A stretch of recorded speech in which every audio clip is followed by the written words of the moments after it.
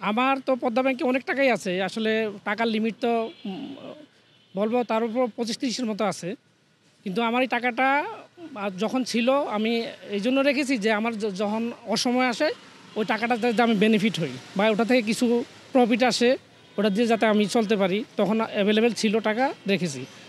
কিন্তু এই মুহূর্তে আমি আমার টাকা খুবই দরকার, খুবই প্রয়োজন। কিন্তু আমি টাকা বারবার ব্রাঞ্চে যাই, কখনো ৫,০০০ টাকা অফার করে বা ৪-৫ বার ফোন দেওয়ার পরে একবার ফোন ধরে, কিন্তু টাকা ব্যাক করে না।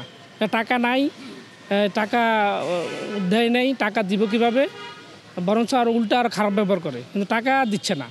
কিন্তু টাকা আমাদের প্রয়োজন। টাকা ওরা কিভাবে দিবে বা পাট করে দিবে, কি দিবে, কিছু তারা বলে নাই। এখানে আমাদের টাকার প্রয়োজন, শুধু আমাদের না, আমাদের মতো আরও কাস্টমার আছে, আমরা সবাই আসছি, কাউরই টাকা দিচ্ছে না। এই জন্য আজকে আমরা আসছি, দেখি ওনাদের সাথে কথা বলবো, ওনারা কী দেয়। যে আমাদের যেভাবে হোক টাকা আমাদের দিতে হবে।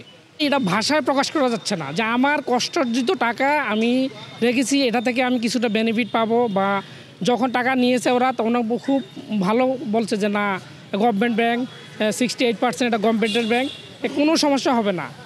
কিন্তু এখন টাকা যখন ফেরত, আমাদের যে টাকাগুলি ওগুলি সব মেয়াদ উত্তীর্ণ হয়ে গেছে, কয়েক মাস হয়ে গেছে মেয়াদ উত্তীর্ণ হয়ে গেছে, কিন্তু ওই টাকা তো প্রফিট তো দূরের কাজ, মূল টাকাই পাচ্ছি না। এখন এটা যে কষ্ট কী সেটা আসলে ভাষায় প্রকাশ করার মতো না।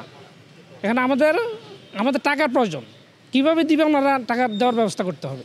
নিয়ে গেছে সেটা তো ব্যাংকের ইন্টারনাল ব্যাপার, কারা নিয়ে গেছে শুনছিলাম যে নাফিস সারাফাত, উনি নাকি বিভিন্ন পর্যায়ে লোন দিছে, লোনের মাধ্যমে টাকাটা আউট হয়ে গেছে।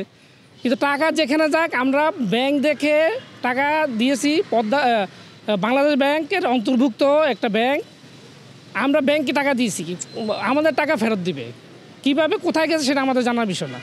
আমরা সঠিকভাবে টাকাটা দিয়েছি কিনা, আমাদের টাকার ট্যাক্স এবং ভ্যাট দেওয়া আছে কিনা, এটাই দেখার বিষয়।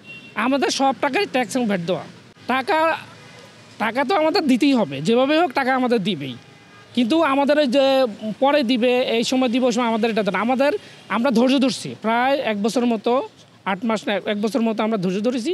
এখন আর ধৈর্যের বাঁধ ভেঙে গেছে, আমাদের টাকার প্রয়োজন।